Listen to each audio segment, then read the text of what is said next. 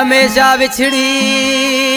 जी जल मिठड़ी माँ है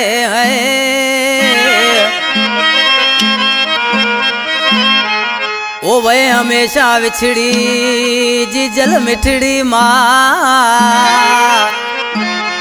उसके तोले सा कागियो गणेश चवे अला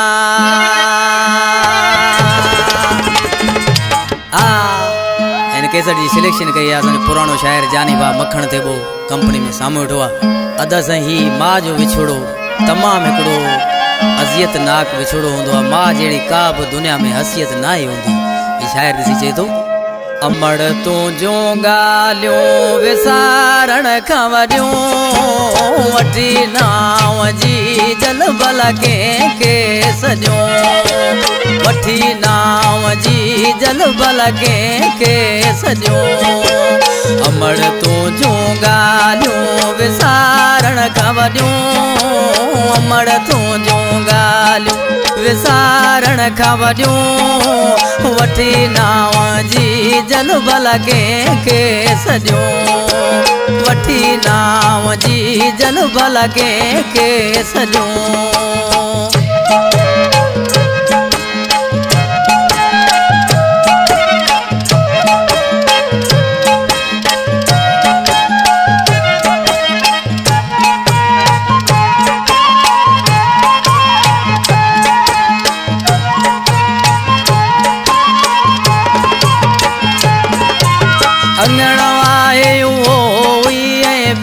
सभई भाती सवा तुझे जी जलवाए अधूरी हयाती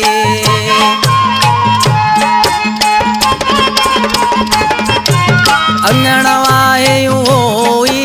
ब्या सभई भाती सवा तुझे जी जलवाए अधूरी हयाती असी हाल पंहिंजो भल कंहिंसां वटियूं असी हाल पंहिंजो भल कंहिंसां वटियूं वठी नाव जी जल भल कंहिंखे सॼो वठी नाव जी जल भल कंहिंखे सॼो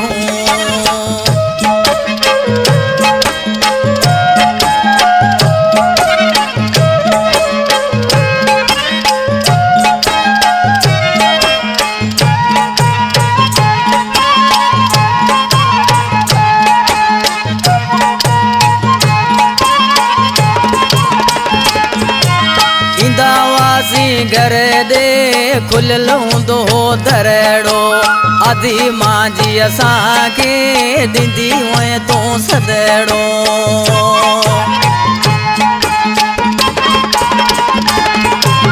ईंदा हुआसीं घर ॾे खुलियल हूंदो दरड़ो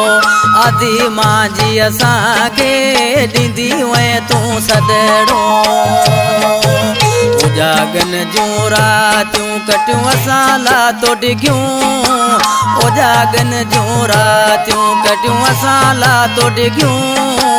वठी नाव जी जल भल कंहिंखे सॼो वठी नाव जी जल भल कंहिंखे सॼो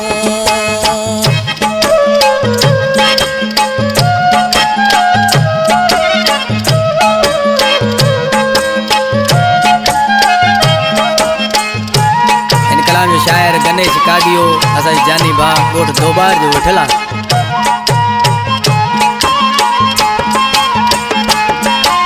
चवे कागियो गणेश असी दुआगू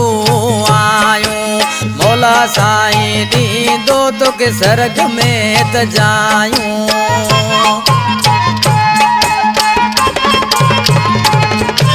चवे कागियो गणेश असी दुआगू आयूं खुदा तोखे ॾींदो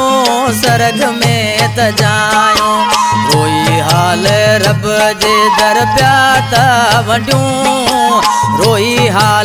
रब जे दर पिया त वंडियूं वठी नाव जी जल बल कंहिंखे सॼूं